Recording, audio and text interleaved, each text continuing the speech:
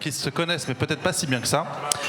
Allez, on va entamer donc cette nouvelle table ronde qui sera plutôt un regard croisé, une interview croisée entre deux acteurs. Et je vais commencer par appeler sur scène Laurence Azoulay. Bonjour Laurence, vos applaudissements nourris. Ouais, vous êtes un peu loin. Laurence, je vous invite à prendre un micro. Pourquoi pas profiter d'un siège. Vous êtes que deux. Et puis, on aura également Simon qui travaille avec vous, qui pourra rebondir. Laurence, vous êtes responsable santé et cosmétique chez GS1. Déjà, en un mot, c'est quoi GS1 ? On croit vous connaître, mais je ne suis pas sûr qu'on vous connaisse si bien que cela. Alors, bonjour à tous. C'est une super journée. Bravo aux organisateurs, en premier lieu. Organisatrices, même, en l'occurrence. Organisatrices. Et un super animateur. Donc, je suis Laurence, je m'occupe des sujets santé et cosmétiques chez GS1. On a eu l'occasion de discuter avec certains d'entre vous depuis ce matin. Et en fait, GS1 n'est pas vraiment connu. Est-ce que vous pouvez lever la main les personnes qui ne connaissent pas GS1 ? Ah oui, quand même. Incroyable. Alors GS1, c'est une organisation internationale à but non lucratif qui s'occupe de standardiser tous les échanges dans le monde. Donc pour tout ce qui va concerner les produits, les flux physiques, mais également des flux dématérialisés. Donc quand vous avez un identifiant sur un produit, un code peut-être EAN, GENCODE, ça parle à certains. Qui connaît les codes barres ? Les codes barres ? C'est eux. Ok, c'est nous. C'est nous, avec mon collègue Simon qui est là. Donc moi, je fais santé et cosmétique chez GS1. Simon s'occupe de l'agriculture. C'était vraiment intéressant de pouvoir être là ensemble avec vous. Et donc, on va identifier les produits. On va vous permettre aux marques d'encoder ces informations dans des codes barres, plus ou moins élaborés. Et derrière, de travailler avec tous les acteurs à la modélisation des données. Donc, comment on va essayer de consolider toutes les informations qui peuvent concerner un produit pour échanger ces informations standardisées dans toute la chaîne. Ça veut dire avoir un même dictionnaire, une même grammaire ? Même grammaire. En fait, on s'occupe de la grammaire. Nous, on ne détient pas les données, on s'occupe de la grammaire. Et puis, historiquement, ça fait 50 ans qu'on existe. C'est 10 milliards de scans tous les jours dans le monde. Hein. C'est plus que des requêtes Google. Et en fait, c'est vraiment au cœur de tous les échanges au quotidien, que vous alliez au supermarché ou qu'on soit dans des dimensions logistiques. Historiquement, on vous connaît pour les produits de grande consommation avec les codes barres, mais donc on vous positionne du coup plutôt vers l'aval pour les produits de grande consommation. On est vraiment né de l'aval, un fabricant qui met un produit sur le marché et qui va vendre son produit, il va falloir assurer la supply chain jusqu'à son utilisateur. Mais en fait, là, avec tout ce qui arrive entre les réglementations, les attentes des consommateurs, le besoin de donner plus de transparence, on va de plus en plus aller vers de l'amont, en effet, pour pouvoir fournir à toute la chaîne toutes les informations qui peuvent être attendues, qu'elles soient réglementaires, marketing, logistique, caractéristiques produits et autres, j'en passe, et de permettre en effet, depuis l'amont jusqu'à l'aval, d'avoir une traçabilité standardisée pour échanger une information de qualité fiable dans toute cette chaîne auprès de tous les interlocuteurs. Donc de votre côté, vous vous occupez de tracer la donnée, en tout cas de créer les outils qui permettent la traçabilité de cette donnée et leur transfert de l'amont à l'aval, voire réciproquement. On va faire venir sur scène, dans une petite scène, Mathieu Payot, qui lui travaille chez Kizako, là aussi sous vos applaudissements chaleureux. Bienvenue Mathieu. Mathieu, vous travaillez chez Kizako, qui est un bureau d'études, éditeur de logiciels spécialisé dans le calcul d'impact environnemental. On va parler analyse de cycle de vie avec vous. Et justement, j'imagine que vous utilisez des données standardisées, on va dire modélisées par GS1 et ses adhérents. Alors, pas nécessairement comme ça, parce qu'elle ne nous arrive pas encore jusqu'à maintenant. Chez Kizako, donc, on est à la fois bureau d'études, donc on fait des études d'impact environnemental, ce qu'on appelle des analyses du cycle de vie. Ça veut dire qu'on va prendre l'ensemble des éléments qui servent à fabriquer un produit, depuis la production des matières premières jusqu'à leur fin de vie, et on va calculer leur impact en termes d'émissions de gaz à effet de serre, utilisation d'eau, écotoxicité, etc. J'en passe et des meilleurs. comme ce sont des procédés qui sont assez chronophages et assez chers, on a fait le constat que ce n'était pas accessible aux entreprises de type PME, start-up, TPE.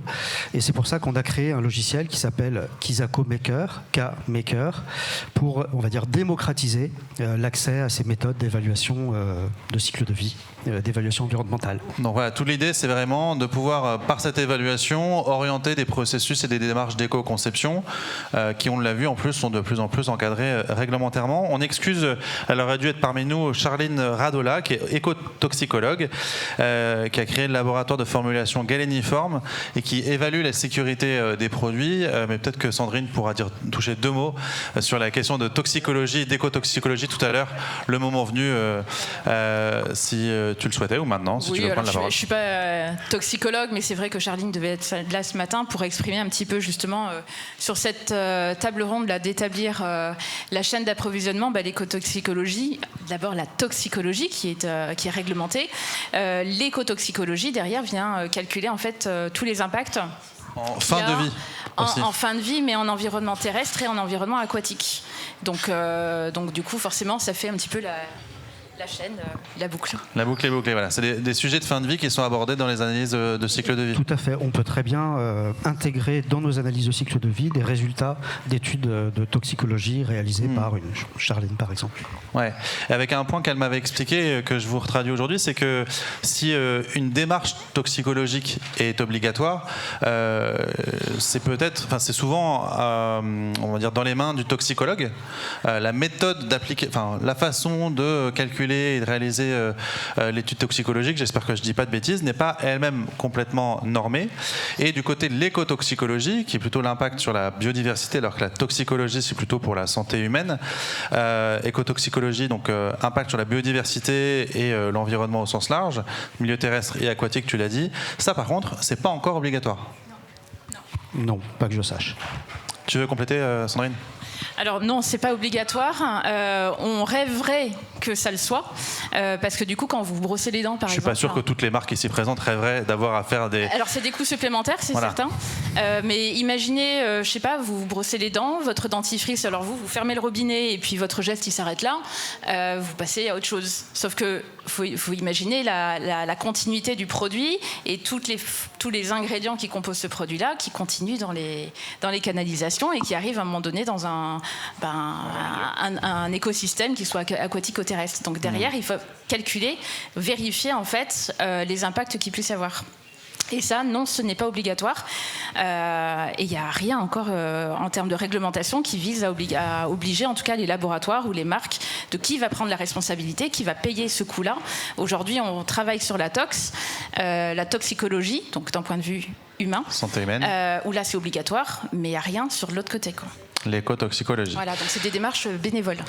Ces indicateurs, TOX, écotox, ils sont calculés de manière différente, mais ça renvoie au même type d'impact dans une analyse de cycle de vie, j'imagine.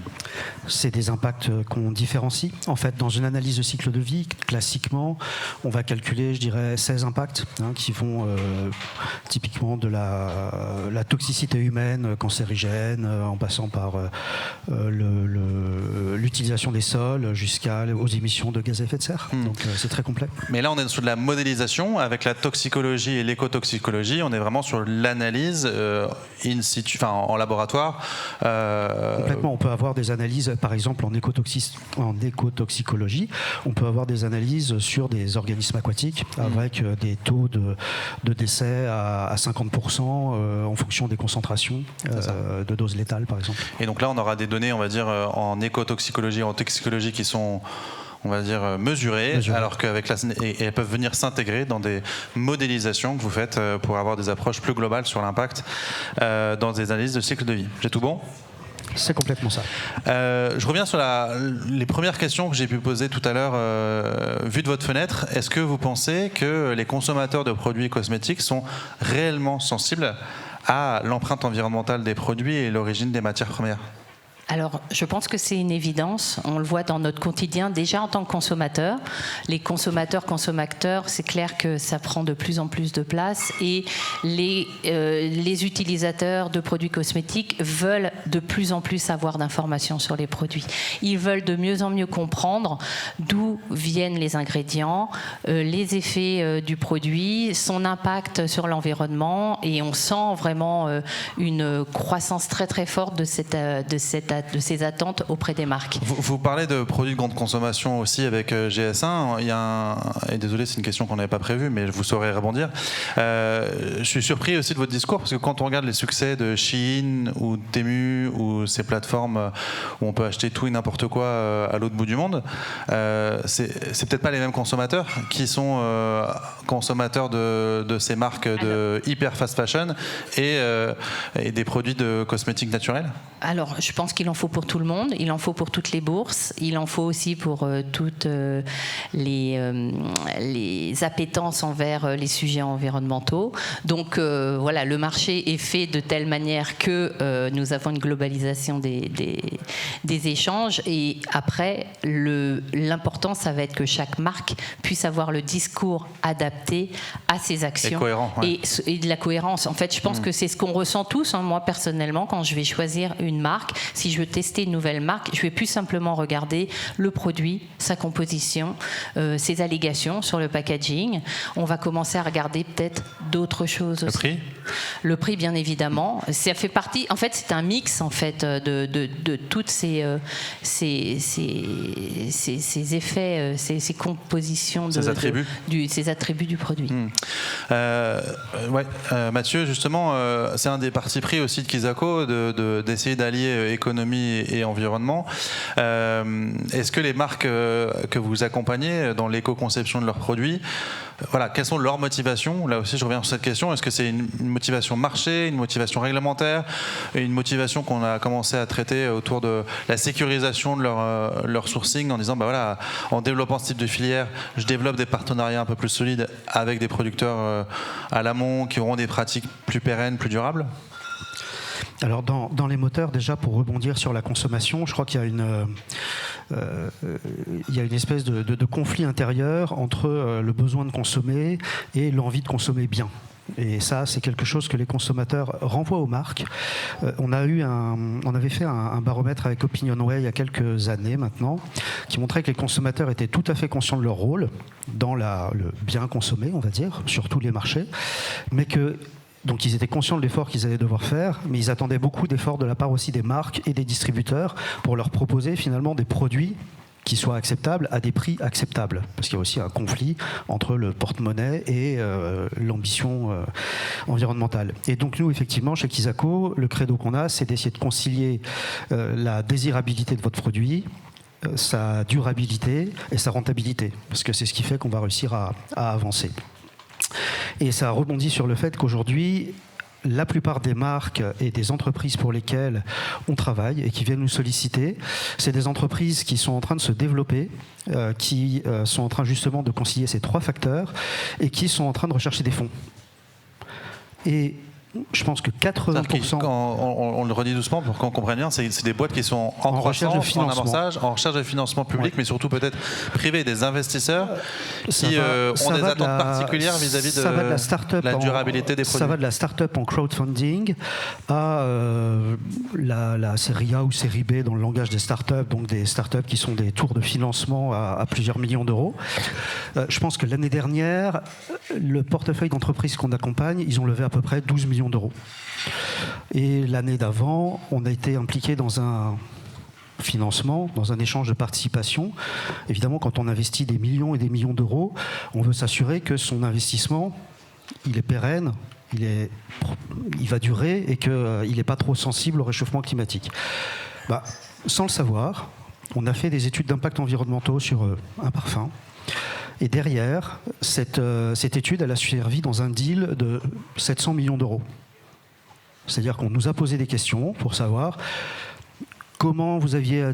L'investisseur est venu faire ses due diligence, c'est comme ça qu'on appelle ça. C'est ça, il est Donc, venu en analyser gros, le dossier de vérifier, l'entreprise. voilà, sur toutes les coutures, ils ont venu questionner Kizako sur les résultats de la on s'est pris CV. des mails longs comme ça pour vérifier comment on avait calculé l'impact, est-ce que c'était conforme à telle et telle norme internationale, blablabla, pour s'assurer que derrière, ils allaient mettre X centaines de millions d'euros dans une entreprise, mais que ça en valait la peine et que c'était durable et que ça n'allait pas être percuté notamment par le changement climatique. Est-ce que Baptiste Andrieux est toujours dans la salle là ? Ah là là, bah, je lui reposerai la question quand il fume pas en plus, mais bon, bref, dès qu'il... Ah super, comme ça, parce que Baptiste est leveur de fonds, banque d'affaires, et on pourra lui poser la question de savoir si, voilà, lui aussi, il voit de sa fenêtre des investisseurs de plus en plus sensibles à ce sujet-là, mais on a aussi des gens d'AgriLife dans la salle. Est-ce que Priscilla, ah là super, Priscilla, est-ce que justement tu confirmes, il y a des attentes particulières du monde de l'investissement vis-à-vis de la durabilité et l'impact des entreprises dans lesquelles ils investissent ? Alors oui, évidemment, je confirme. Il y a de plus en plus de fonds qui sont des fonds dits article 9, donc il y avait le fonds article 8 qui étaient des fonds où on investissait dans des entreprises qui pouvaient avoir un impact positif, et l'article 9 c'est qu'ils investissent dans des entreprises dont l'ADN, dont la mission est de créer de l'impact. Donc oui, je confirme, et nous sommes nous-mêmes d'ailleurs AgriLife Studio, on n'est pas un fonds d'investissement, nous on est un start-up studio à impact sur la thématique de l'agriculture, donc on contribue à co-créer des entreprises. Et nous sommes entreprise à mission, donc il y a une autre manière de dire que nous travaillons sur des sujets d'impact. Donc il n'y a pas qu'une contrainte, on va dire, réglementaire qui s'appliquerait directement au secteur de la cosmétique, mais aussi peut-être un environnement et une dynamique institutionnelle et réglementaire qui s'applique aux fonds d'investissement, qui oblige aussi à plus de transparence et de décarbonation et de durabilité des filières d'approvisionnement. Baptiste est arrivé. Est-ce que tu confirmes ce que je dis, Baptiste ? Est-ce qu'il y a un cadre réglementaire qui s'applique particulièrement aux fonds d'investissement ? Alors, bonjour à tous, je suis Baptiste Andrieux, associé fondateur de Canopé. Donc on est leveur de fonds, on est aussi une société réglementée pour faire du conseil à l'investissement financier. Et donc je te confirme, Pierre, qu'il y a un cadre réglementaire à respecter dans le cadre des levées de fonds, c'est certain. Et donc nous, ce qu'on pousse aussi dans ce cadre réglementaire qui peut être une contrainte, c'est qu'on puisse rentrer une finance écosystémique aussi autour de ce cadre réglementaire pour fédérer les investisseurs financiers, les startup studios, toutes les filières, les corporates, les interprofessions, pour justement accompagner une forme de résilience, une forme de transition de tout ce secteur, quoi. Est-ce que j'ai répondu à ta question ? Parfaitement. Là où je veux en venir, c'est que on sent une forme de cohérence. En tout cas, on espère tendre vers une forme de cohérence entre les différents acteurs qui peuvent intervenir dans l'établissement d'une chaîne d'approvisionnement, entre des acteurs financiers, des entreprises et des acteurs comme vous qui peuvent les accompagner. Quels sont justement les autres cadres réglementaires qui contribuent à cela ? Oui, je voulais rebondir là-dessus parce qu'en effet, il y a un prérequis, c'est de respecter la loi, respecter la réglementation. Et c'est pas la réglementation, c'est les réglementations. On a un tsunami de réglementation qui arrive pour toutes les marques et pour toute la chaîne, avec beaucoup d'incertitudes, beaucoup de difficultés en effet pour pouvoir tenter de se conformer à toutes ces réglementations. Alors si on vous dit microplastique, eau usée, on a tout ce qui va être déforestation, et on a un grand spécialiste chez nous de la déforestation, la personne de Simon. On va avoir tout ce qui concerne également la CSRD, ça a pas mal défrayé l'actualité dernièrement par rapport à la difficulté de mettre en œuvre cette réglementation autour des impacts directs et indirects de la mise sur le marché d'un produit et de services associés à ces produits. Donc c'est d'aller quantifier en effet l'impact carbone que vont représenter ces mises sur le marché.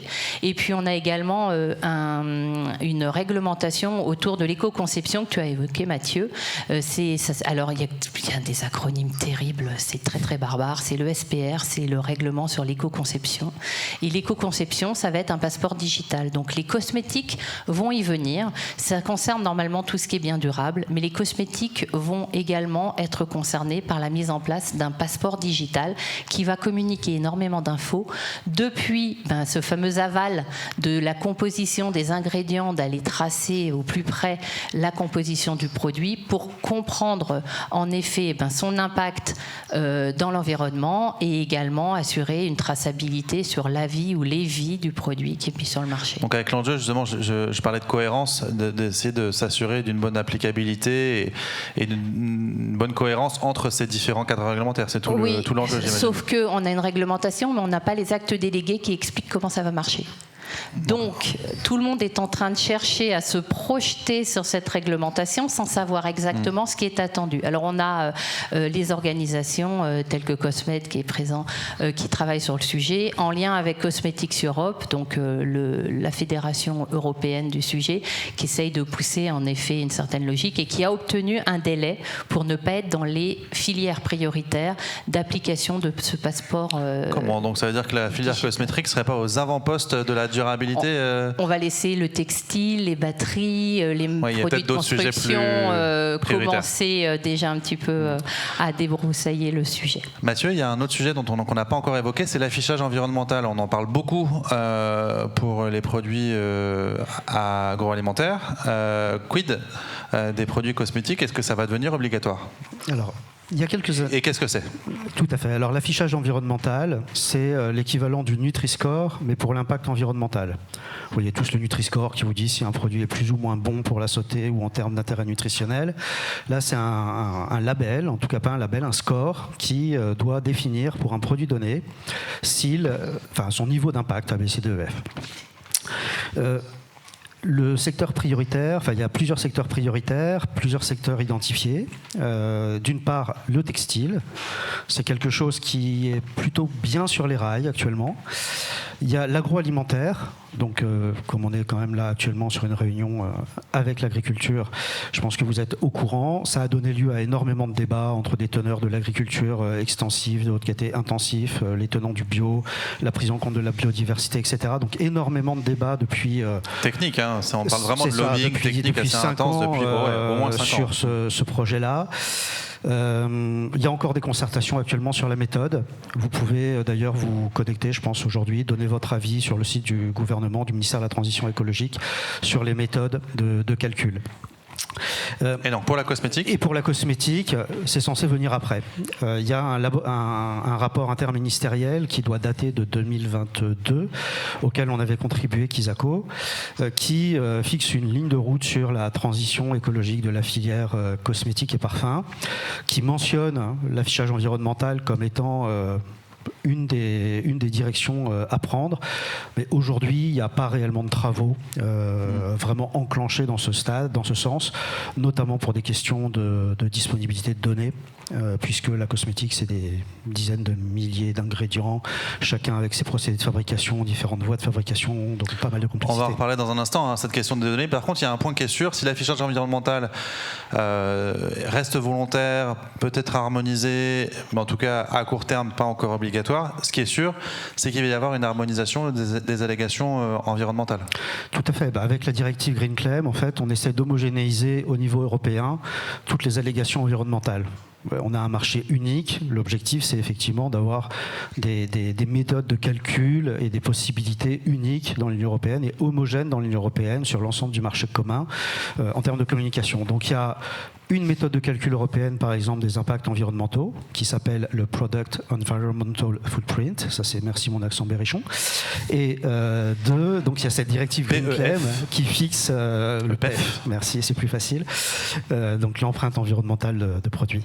Et j'en ai perdu le fil, c'est pas grave. Et donc la directive Green Claim qui va réglementer la façon dont on aura le droit ou pas de formuler des allégations environnementales.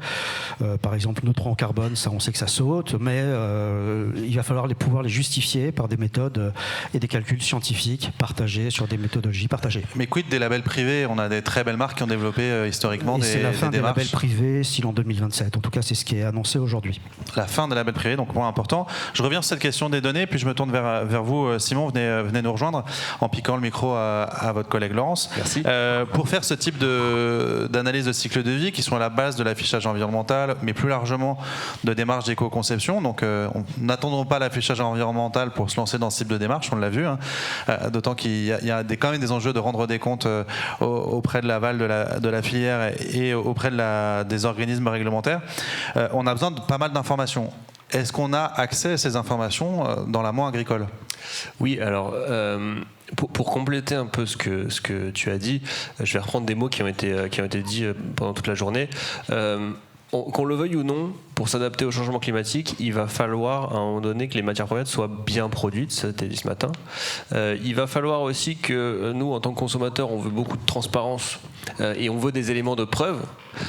Et puis il y a toutes ces réglementations. Donc pour ces 3 raisons, il va falloir qu'on le veuille ou non de plus en plus de données qui proviennent de l'amont et qui proviennent en fait en cascade de chez le producteur, parce qu'on peut dire quand même que l'agriculture c'est peut-être la mère des cosmétiques puisque les ingrédients viennent en grande partie de l'agriculture. Donc il va falloir, là on se retrouve face à une injonction contradictoire parce qu'on a besoin de plus de données qu'on le veuille ou non, mais ça risque de peser sur le dernier maillon qui est le producteur, ça risque de lui demander en fait en plus de boulot, quoi. En plus du boulot, des démarches administratives supplémentaires. Un agriculteur en moyenne en France, c'est 9 heures de démarches administratives supplémentaires. Donc en fait, il y a quelque chose à arbitrer.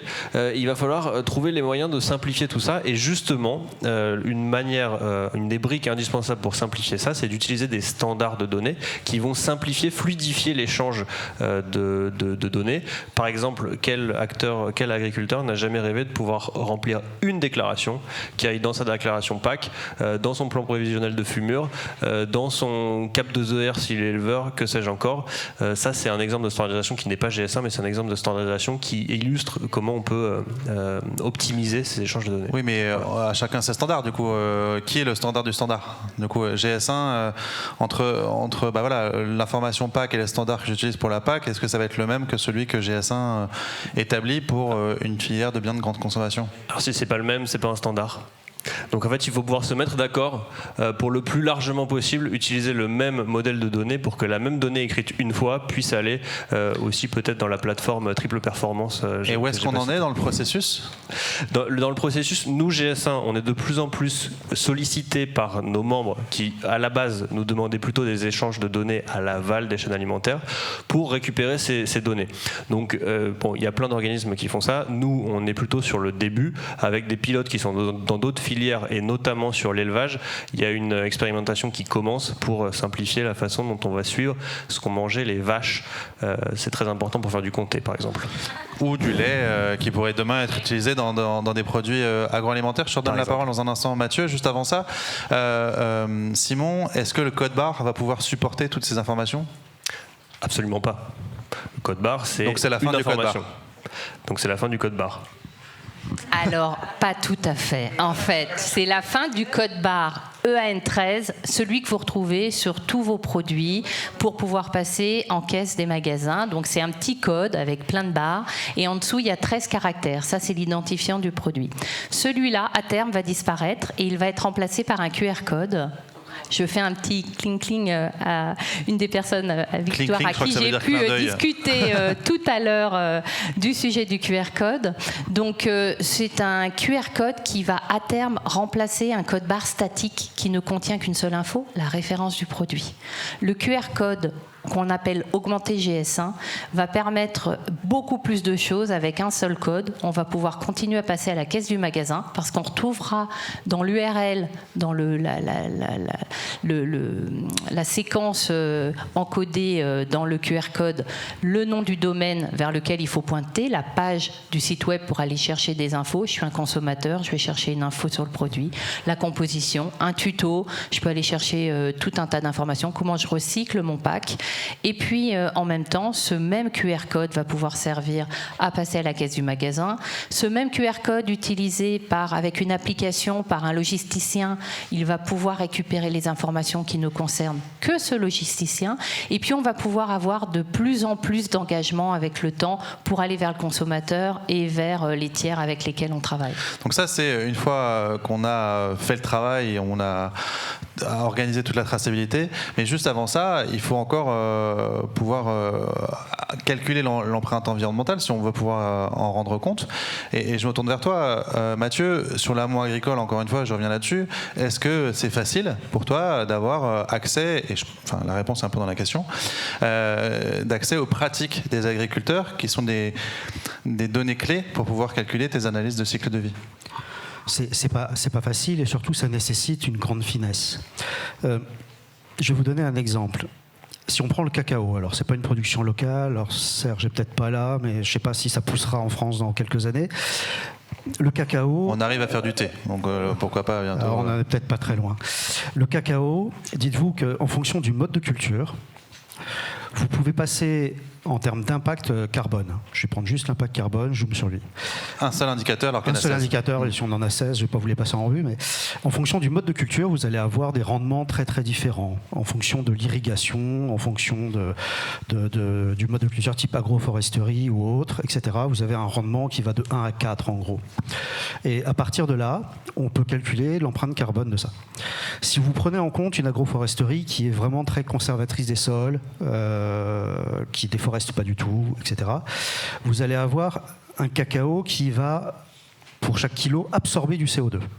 C'est-à-dire que quand vous allez manger, moi ça m'arrange bien parce que j'adore le chocolat, vous mangez 1 kilo de cacao, là vous allez avoir absorbé quelque chose comme, sans garantie du gouvernement, 2 kilos de CO2. Enfin, c'est-à-dire que le cacaotier aura lui-même stocké dans etc., le sol. Voilà, absolument. Je suis pas sûr que Parce moi-même que c'est je pas la stocke beaucoup de tablette qui... C'est ça. Ouais, bah moi je le stocke pas mal, mais c'est autre chose ça.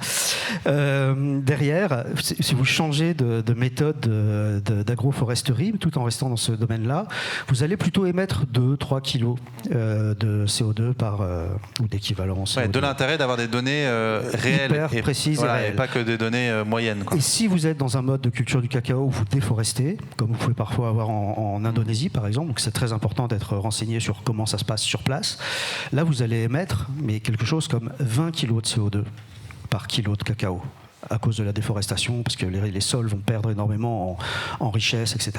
Donc vous imaginez bien que si on a un ingrédient cosmétique qui est basé sur du cacao et qui a juste écrit cacao butter tralala, cacao butter tralala, vous savez pas, enfin oui, il y a quand même peu de chances que ce soit du moins 2 kg de CO2. On va se le dire. Mais en revanche, savoir si c'est plutôt 2, 3, 10, 20 ou 30 kilos de CO2 qui sont émis, vous ne pouvez pas le calculer comme ça, vous ne pouvez pas le savoir. Et ça, c'est donc du coup assez important d'aller chercher de la finesse sur la fabrication, enfin la production des ingrédients végétaux. Ça, c'est clair, que ce soit en agriculture, même pour l'agroalimentaire, ou en agriculture pour les cosmétiques. Donc on se le redit, hein, le contenant a de l'impact, mais c'est peut-être surtout le contenu qui en a, quoique ça dépend des produits. Ça dépend complètement des produits. C'est très difficile, et pourtant on fait des calculs à longueur de journée chez Kizako, c'est très difficile de savoir sur un produit cosmétique donné ce qui va avoir le plus d'impact. Si vous prenez du maquillage, type mascara ou je sais pas quoi, vous avez un tel suremballage. Quand je dis suremballage, c'est pas forcément qu'il y a beaucoup de couches autour, mais le flacon est tellement surdimensionné par rapport aux 3 grammes de maquillage qu'il contient, que là, évidemment, c'est l'emballage qui compte. Si vous prenez des produits à rincer, c'est l'eau que vous utilisez chez vous pour vous rincer les cheveux qui a le plus d'impact. Parce qu'il faut la chauffer et la faire passer de 10-15 degrés à 35, parce qu'encore une fois, 37 dans degrés. une analyse de cycle de vie, on inclut l'usage du produit et pas seulement le produit acheté en caisse, quoi. Complètement.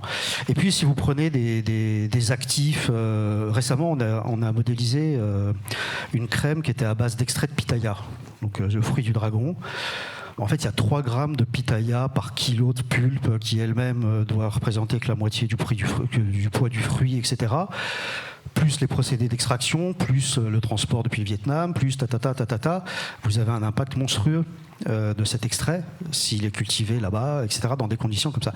Et du coup, là, c'est l'ingrédient, avec une forte sensibilité à la concentration de pitaya. De l'intérêt de bien travailler sa formulation. Et donc, du coup, c'est hyper important de faire son calcul en amont, parce que ça va vous permettre d'avoir un produit qui est à la fois, comme on disait tout à l'heure, responsable, enfin durable, rentable, et derrière, désirable. Laurence, sur ce sujet-là, vous aussi, vous voyez des différences entre les produits cosmétiques en termes de maturité sur ces sujets, de demandes qui vous sont faites ? Alors en fait, je rejoins ce que Matthieu vient de dire par rapport à l'impact des catégories produits, mais en fait, on se rend compte qu'il y a quand même beaucoup d'acteurs qui peuvent être multiproduits dans leur assortiment. Donc en fait, il va y avoir une démarche qui est quand même assez uniformisée pour pouvoir aller vers les produits cosmétiques du portefeuille produit. Pourquoi ? Parce qu'il y a un règlement cosmétique qui devrait être vu dans les prochaines années, mais c'est quand même un règlement qui gère l'ensemble des produits concernés. Annie, tu voulais réagir ? Non, juste... Avec un micro. Non, juste, je voulais savoir la date du GS1 code-barre augmenté. Et puis signaler que l'intérêt de ce nouveau code-barre augmenté, c'était qu'il serait valable pour le monde entier, comme l'est votre code-barre. Oui. Merci beaucoup pour cette remarque. Nous sommes sur 150 pays dans le monde, 118 agences telles que GS1 France dans le monde, pour travailler en direct avec tous les acteurs, qu'ils soient fabricants, distributeurs, les autorités, les associations professionnelles qui font un incroyable relais, avec également tous les offreurs de solutions. Nous, GS1, on ne développe pas d'outils, on développe une grammaire qui va être utilisée dans les outils, les systèmes d'information, dans les systèmes de caisse, c'est pas anecdotique. C'est vous qui animez en fait une gouvernance pour l'élaboration de cette standard. C'est les acteurs qui se mettent d'accord en utilisant GS1 qui est le facilitateur pour aller vers les bonnes pratiques du secteur.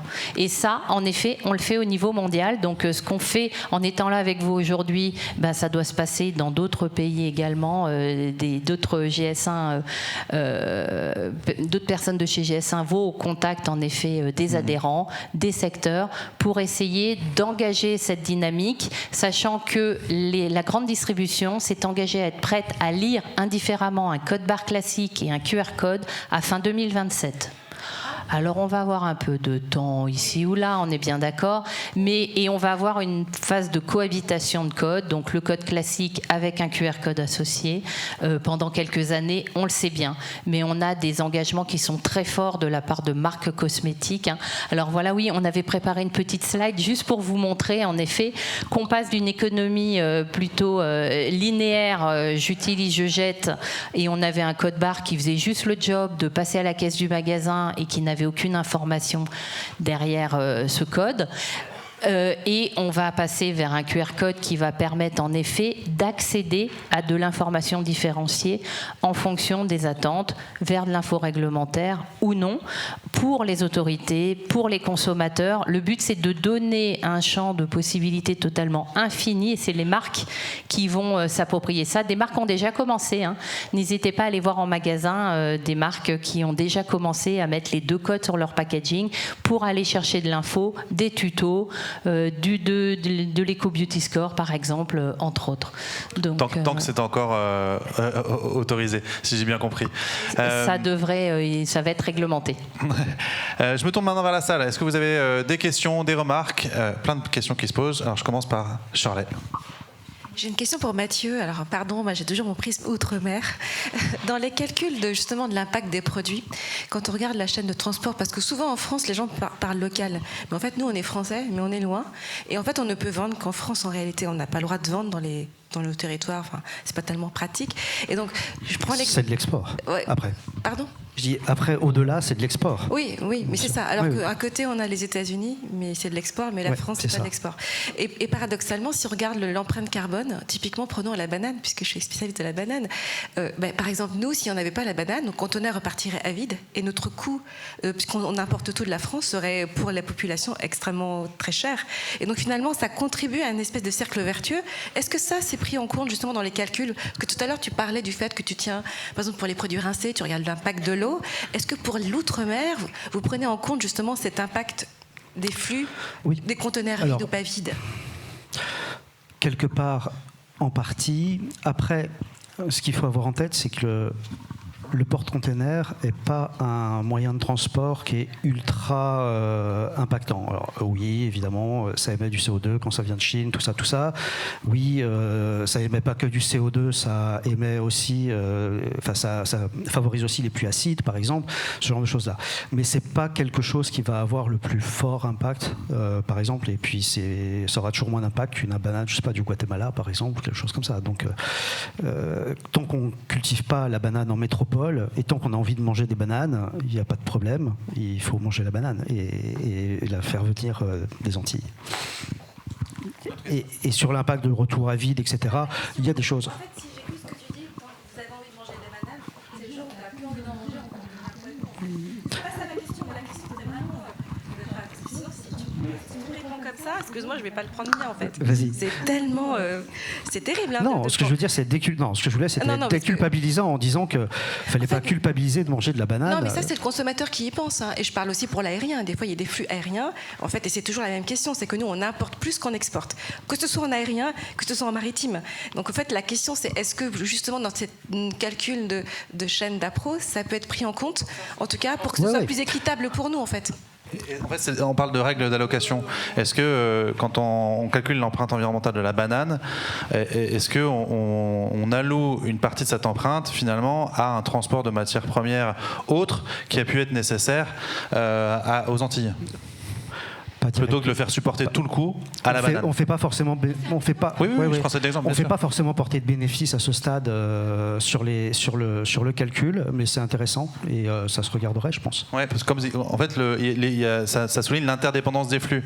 C'est-à-dire qu'il y aurait pas, voilà. Et donc, qui dit interdépendance des flux dit interdépendance des impacts associés. Moi, ce que je voulais dire, c'est qu'il fallait pas arrêter de manger de banane à cause du transport. Et c'était ça le sens de ma remarque. Hein, on enchaîne avec une autre question. Merci. L'arrivée de ce QR code, je pense qu'on l'attendait tous et en tant que consommateur, on le rêve même. Je me demande à quel point, donc je suis Raphaël de chez AgriLife Studio, on est vraiment dans l'innovation, et je me demande à quel point ça va vraiment résoudre le besoin d'une information qui va jusqu'aux pratiques agricoles. Donc ma question pour vous, c'est de quoi vous auriez besoin pour que ça marche jusque-là ? De quoi on a besoin pour que le QR code puisse donner aux consommateurs vraiment toute l'information qui remonte jusqu'aux pratiques agricoles. En fait, ça va être un cercle vertueux et certains l'ont déjà mis en place. Hein. Nous avons des partenaires qui ont déjà mis en place une chaîne pour qu'on puisse aller tracer jusque à qui est l'agriculteur qui a cultivé le chanvre qui rentre dans la composition du shampoing et de mettre du lien pour donner vraiment un sens à pourquoi ce produit cosmétique a été conçu ainsi avec tel ingrédient et autres. Et il y a une histoire à raconter et là donc la marque va pouvoir partager en fait les valeurs, la transparence qu'elle a voulu mettre dans les informations qu'elle va mettre à disposition. Donc derrière, il va falloir embarquer les consommateurs. Je suis d'accord, aujourd'hui, il n'y a pas beaucoup de consommateurs qui flashent un QR code. Sauf moi, quand je vais à la pharmacie au mois de juillet acheter une crème solaire, et là, dans le rayon, on dirait que c'est Cannes, il y a plein de nanas en général. Hein.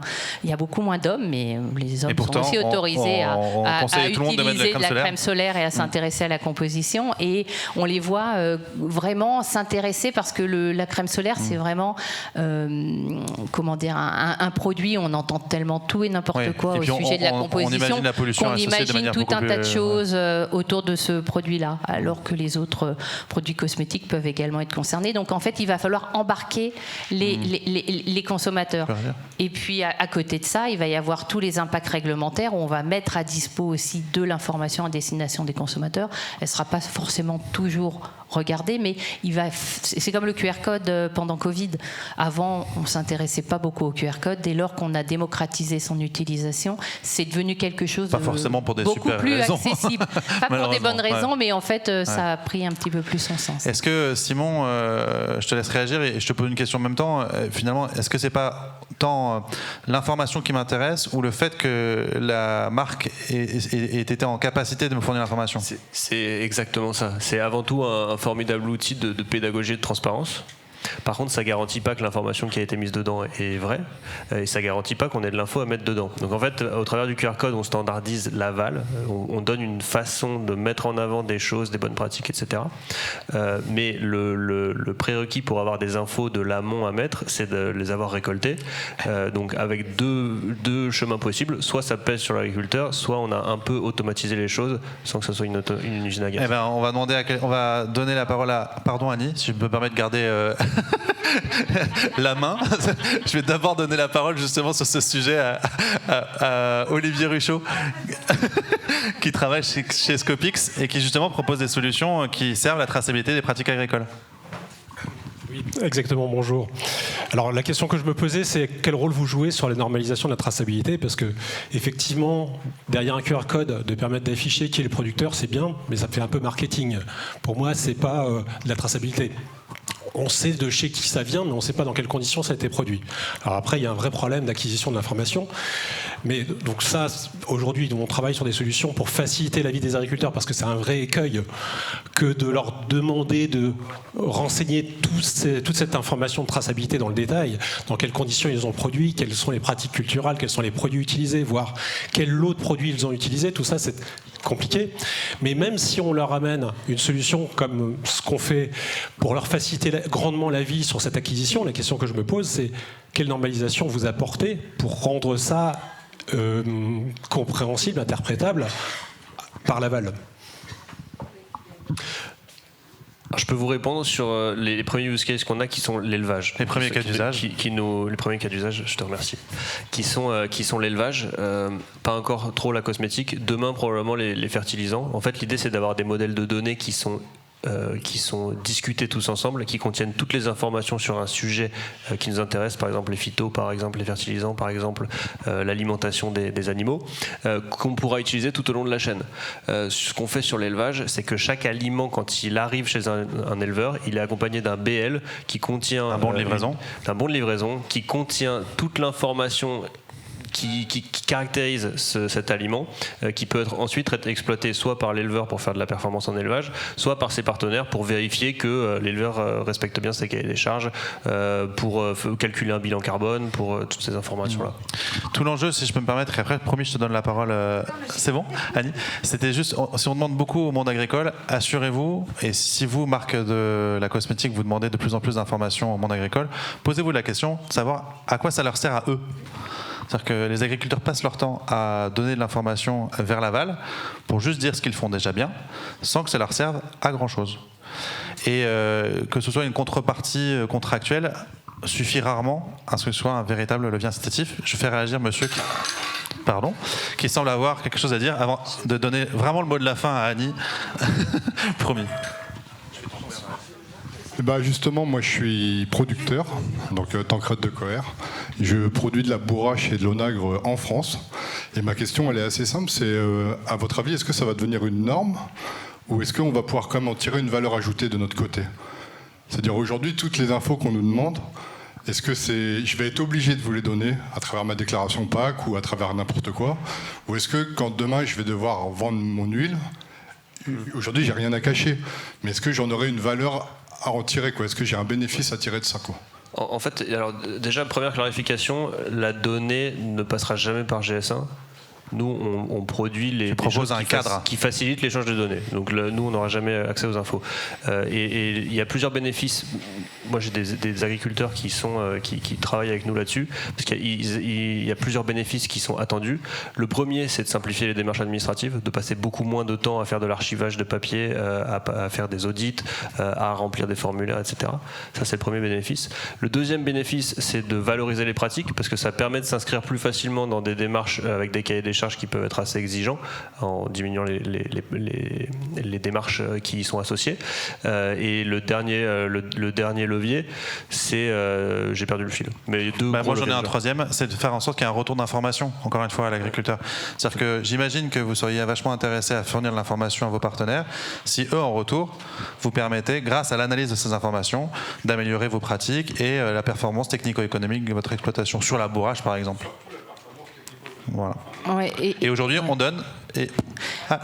C'est ça. Et si je peux donner un exemple sur ce qu'on fait, enfin pas ce qu'on fait nous GS1, mais ce qui se passe actuellement sur tout ce qui est emballage avec les lois AGEC et les futures lois dans le Green Deal européen. En fait, on a standardisé les informations d'emballage qui doivent être déclarées pour les emballages ménagers. Donc les acteurs sont venus nous voir pour nous dire faut qu'on formalise la manière dont on va pouvoir échanger les informations autour des emballages, parce qu'on doit les déclarer et on doit payer une responsabilité élargie du producteur.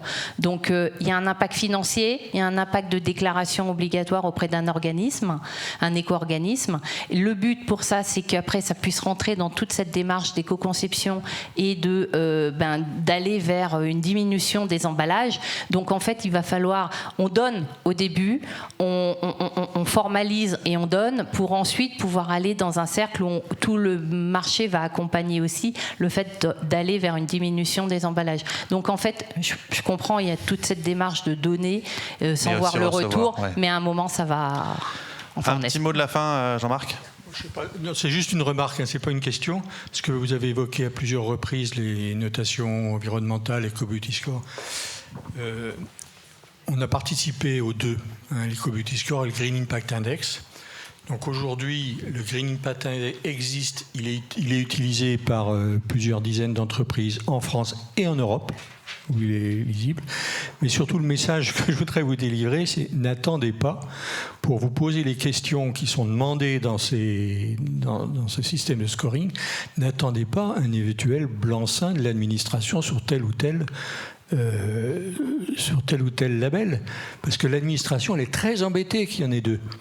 Très, très embêtée. Elle passe tout le temps à nous dire il ne faudrait plus qu'il en reste qu'un, ça nous féliciterait la vie. Donc, ils ne vont pas décider rapidement. Et entre-temps, l'imaginaire du consommateur, il avance. Donc, appuyez-vous sur ce que vous pouvez faire. Ça peut être le G2I, l'Eco-Beauty Score, il est quand même un peu plus complexe. Et commencez à afficher vos valeurs auprès de vos consommateurs. C'est ça. Et l'analyse de cycle de vie est une démarche normée qui probablement de toute façon viendra nourrir cette réglementation. Il faut avancer. Voilà, c'est ça le message. Peu importe que ça soit labellisé par l'État ou pas pour le moment. Oui, clairement, des applications comme la nôtre, elles permettent de calculer l'impact environnemental synthétique sous forme de score et qui est un équivalent de l'Eco-Beauty Score, parce qu'on est basé tous les deux sur le Product Environmental Footprint à Tchoum à nouveau, le PEF européen, donc ce qui permet d'avoir des premières pistes et de commencer à avancer sans avoir la réglementation qui pousse. Merci beaucoup à tous les trois pour vos propos, vos témoignages, vos remarques, et merci à vous pour vos questions.